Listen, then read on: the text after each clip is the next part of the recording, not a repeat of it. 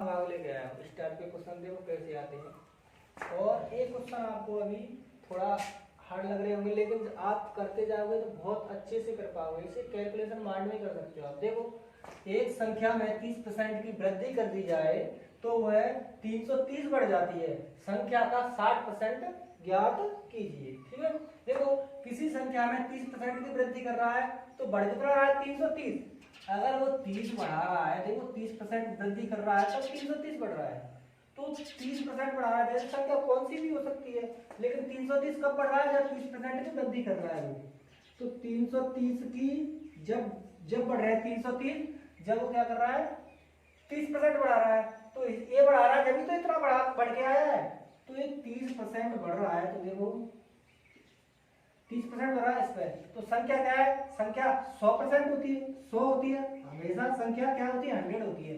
यहाँ से मैं इसको काट दूंगा, यहाँ से देखो संख्या निकाल लो, 0 से 0, 3 से कटेगा 11 में। संख्या क्या आ जाएगी आपकी, 1100 संख्या आ जाएगी। लेकिन आंसर ये नहीं होगा, वो पूछ रहा संख्या का 60% ज्ञात कीजिए। तो संख्या अपने पास क्या निकल आई, 1100 निकल आई। और 1100 का 60% निकालेंगे तो 1100 का 60% निकालना, तो यहाँ से अब देखो एक जीरो से एक जीरो यहाँ से, तो देखो 11 से 6 से गुणा करूंगा तो 11 छक्का 66 और 0 का 0 तो 660।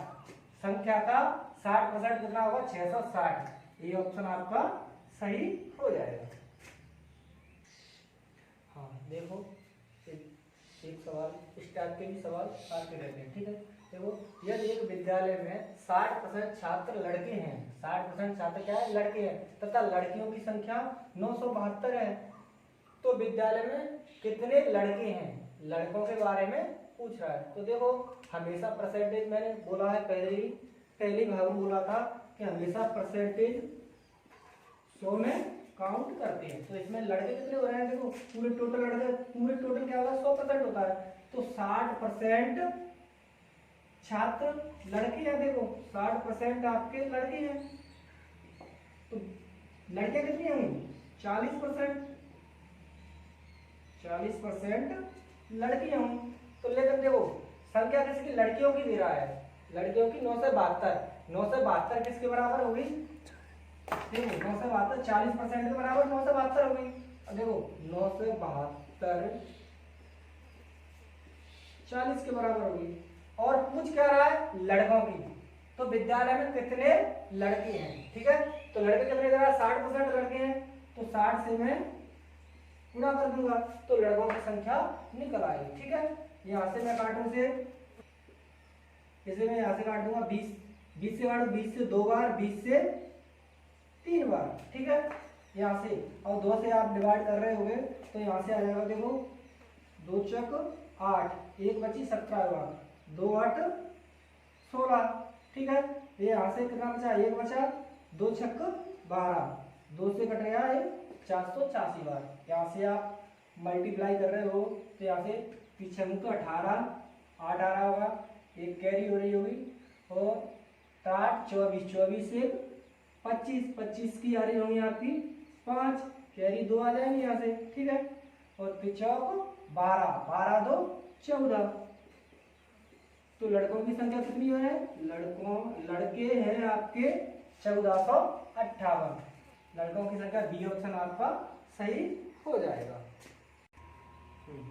तो एक व्यक्ति अपनी मासिक आय का 66.2/3% खर्च करके 1200 रुपए मासिक बचत करता है। क्या करता है, मासिक बचत करता है। तो उसका मासिक खर्च रुपए में क्या होगा, देखो अपनी मासिक आय का क्या कर रहा है, वो अपनी मासिक आय का, मासिक आय का 66 सही 2/3% क्या कर रहा है, वो 66 सही खर्च कर रहा है इतना। तो इसे मैं यहाँ से सही करोगे इसे तो कितना आ रहा है, यहाँ आ रहा होगा 200/3%। अगर इसे मैं और सही करूंगा तो यहाँ से कितना आ जाएगा, देखो 2 सही 3%। परसेंट डालूंगा तो नीचे 100 बढ़ाना पड़ेगा मुझे, तो यहाँ से कितना आ जाएगा 200/300। ठीक है, डबल जीरो से डबल जीरो, तो यहाँ से कितना बचेगा 2/3। देखो मासिक आय का, अगर उसकी आय कितनी है, देखो आय उसकी है 3, ये उसकी आय है, मासिक आय मान लो ये 3 है। खर्च कितना है, खर्च हो रहा है 2, लेकिन वो रुपए क्या बचत कितनी कर रहा है 1200 रुपए बचत कर रहा है। तो देखो 1200 रुपए ये बचत है, बचत कितनी है 1200 रुपए, और यार उसकी टोटल आय 3 हो रही है, तो यहाँ से खर्च वो 2 कर रहा है। तो देखो यहाँ से 3 में से 2 खर्च कर रहा है, तो बच कितना रहा है उसके पास, 1 बच रहा है। तो 1 बच रहा है, 1 किसके बराबर, उसकी बचत के बराबर। देखो यहाँ बचत हो रही 1200 की, तो यहाँ बचत कितनी हो रही है 1 रुपए की, तो 1 के बराबर है, ये 1200 की यूनिट 1 यूनिट के बराबर है। ठीक है, अब निकालना क्या उसका मासिक खर्च रुपए में क्या होगा, तो मासिक खर्च रुपए में, देखो मासिक खर्च कितना हो रहा है 2 रुपए हो रहा है, 2 यूनिट हो रहा है, यहाँ से 2 रुपए 2 यूनिट हो रहा है, तो 2 यूनिट, तो यहाँ से 2 से मैं मल्टीप्लाई करूंगा इसका। देखो तो यहाँ से देखो 1 से आप 12 को डिवाइड करोगे तो वही रहेगा 12 ही रहेगा, 1200 रहेगा, और इससे मैं इसको इंटू कर दूंगा तो आपसे आप यहाँ 2400 रुपए आ रहा होगा। ठीक है, तो आपका बी ऑप्शन सही होगा।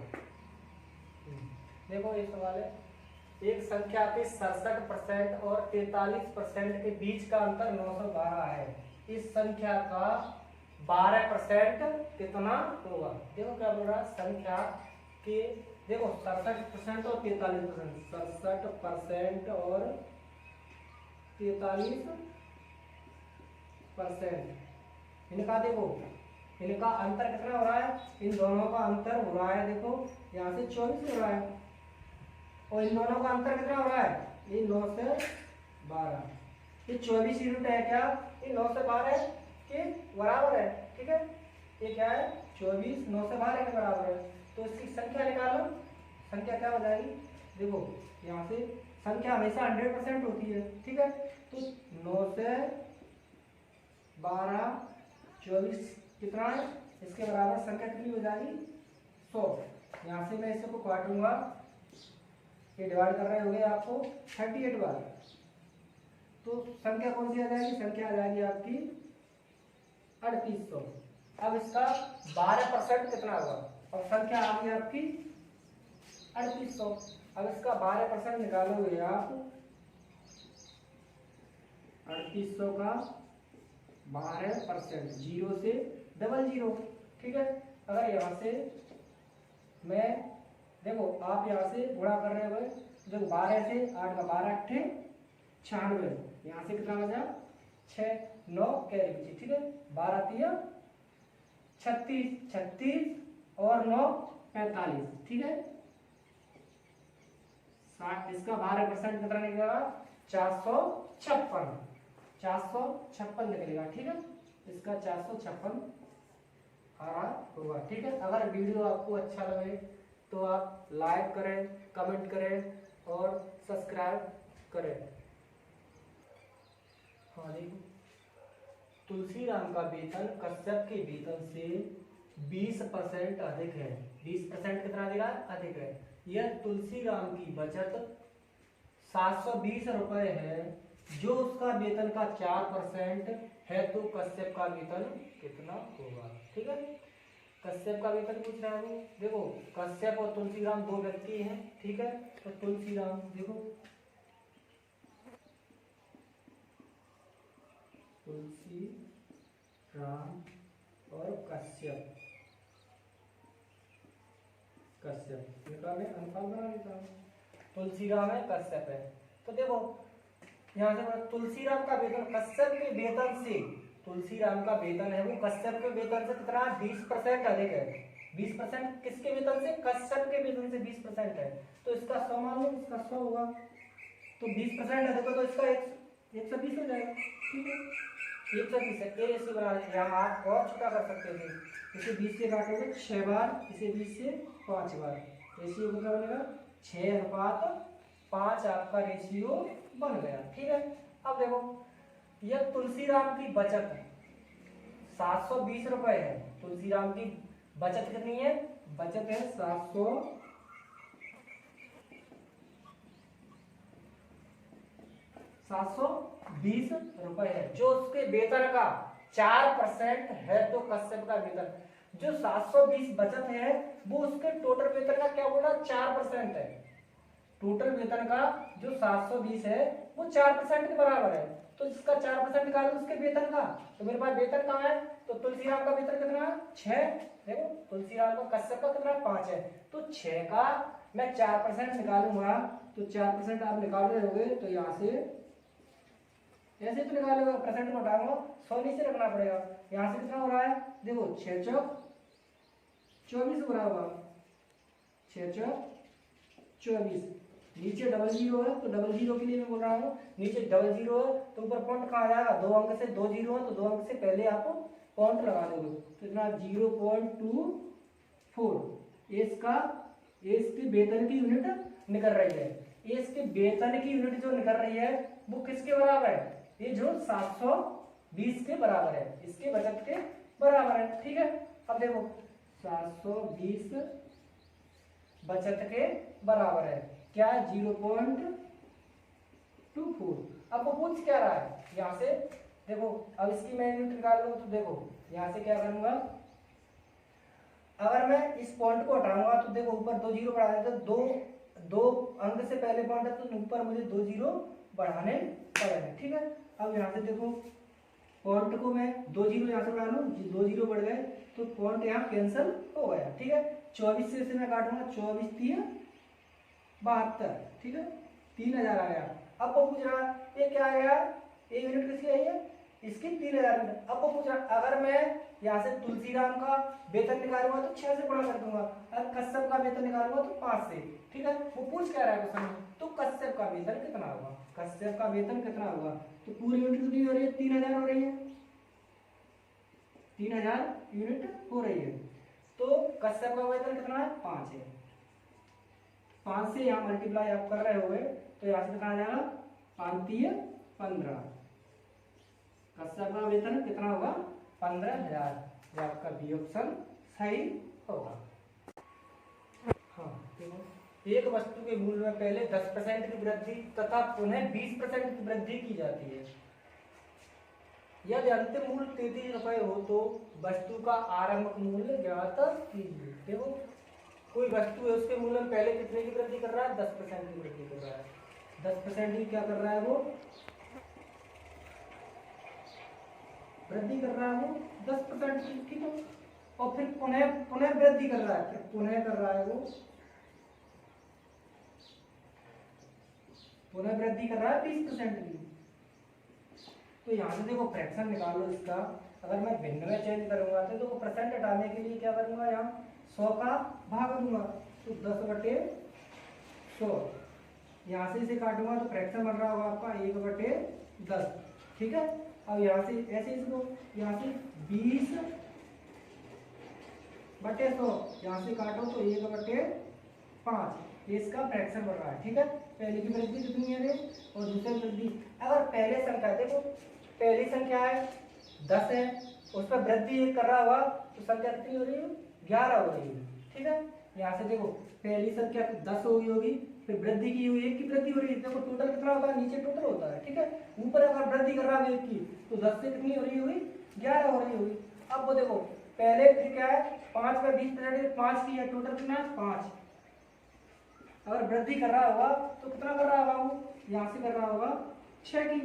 इन दोनों संख्या में आप उसमें इंटू कर दो, तो पहले का है एक, क्या बोल रहा है? ये दूसरा है। ठीक है, तो देखो यहाँ से कितना हो रहा है? 50 हो रहा है ना, यहाँ से हो रहा है 66, 11 चक्कर 66। अब देखो यहाँ से, अब देखो पूछ क्या रहा है? अंतिम मूल्य 33 रुपए हो तो वस्तु का अंतिम मूल्य कितना हो रहा है? 33 रुपए अंतिम मूल्य हो रहा है। यहाँ से यूनिट कितनी आ रही है? अंतिम 66 आ रही है, पहली कितनी आ रही है? 50। ठीक है, तो ये 33 किसके बराबर होगा? 66 के बराबर होगा। 33 के बराबर है ये वाली यूनिट, 33 के बराबर होगी। तो यहाँ से 33 66, ये 33 किसके? 66 लिखता हूँ। अंतिम मूल्य की बात है, अंतिम मूल्य कितने? 33 रुपए, तो ये यूनिट कितनी 33 के बराबर हो रही होगी। यहाँ से आरंभिक मूल्य निकाल रहा है, आरंभिक मूल्य कितना हो रहा है 50, तो 50 का आप यहाँ से गुणा करोगे। 33 से काटूंगा 33 दूनी 66, 50 से काटूंगा 25, ठीक है। तो 25 रुपए आरंभिक मूल्य 25 था, उस पर 20% की पुनर्वृद्धि कर दी गई है, तब क्या हुआ है वो 33 रुपए हो रहा है। तो आरंभिक निकालना है, तो आरंभिक कितना हो जाएगा आपका 25 रुपए हो जाएगा। हाँ, यह देखो यदि 24 कैरेट सोने को 100% शुद्ध सोना माना जाता है, तो 22 कैरेट सोने में शुद्ध सोने का परसेंट ज्ञात करो। देखो 24 कैरेट सोने को, देखो 24 कैरेट को सोना है, 24 कैरेट सोना कितना है 24 कैरेट। इसको क्या है, सोने को 100% शुद्ध माना गया है, इसको टोटल देखो 100% माना है, तो शुद्ध सोना माना जाता है, 100% माना है 24 को, तो 22 कैरेट सोने में शुद्ध सोने का प्रतिशत ज्ञात कीजिए। देखो तो फिर 22 में 22%, तो टोटल किसमें से 24 टोटल माना है, 24 कैरेट को शुद्ध सोना 100% माना है, तो मैं क्या करूंगा यहाँ से देखो 22 का निकालना है, तो 24 में से मैं 22 का निकालूंगा, तो देखो नीचे आ जाएगा आपका 24, यहाँ से हो जाएगा 22%, के लिए 100 से गुणा करना पड़ेगा। हाँ यहाँ से काट लो 4 से 6 बार, 4 से 25 बार, 4 से 6 बार, और यहाँ से 2 से और काट लो, 2 से 3 बार, 2 से आप काटोगे यहाँ से तो ये होगा 11 बार। अब देखो यहाँ से 25 से 11 से आप गुणा कर रहे होगे, तो 25 धाम 250, एक और बढ़ जाएगा 25, 275 हो जाएगा, ठीक है 275, और यहाँ 3, और 3 से आप डिवाइड कर रहे हो, तो यहाँ से देखो 3 नंबर 27, यहाँ से 5 बजे 3 का भाग देंगे 5 में, 3 एकन 3, एक बच रहा है 3, यहाँ से कितना बच रहा है 2, तो यहाँ से आ जाएगा 9% आ जाएगा। ये आपका आंसर आ रहा होगा, तो इसमें सी ऑप्शन सही है। अगर आपको वीडियो अच्छा लगे तो प्लीज़ आप लाइक, कमेंट और सब्सक्राइब कर देना। जय हिंद।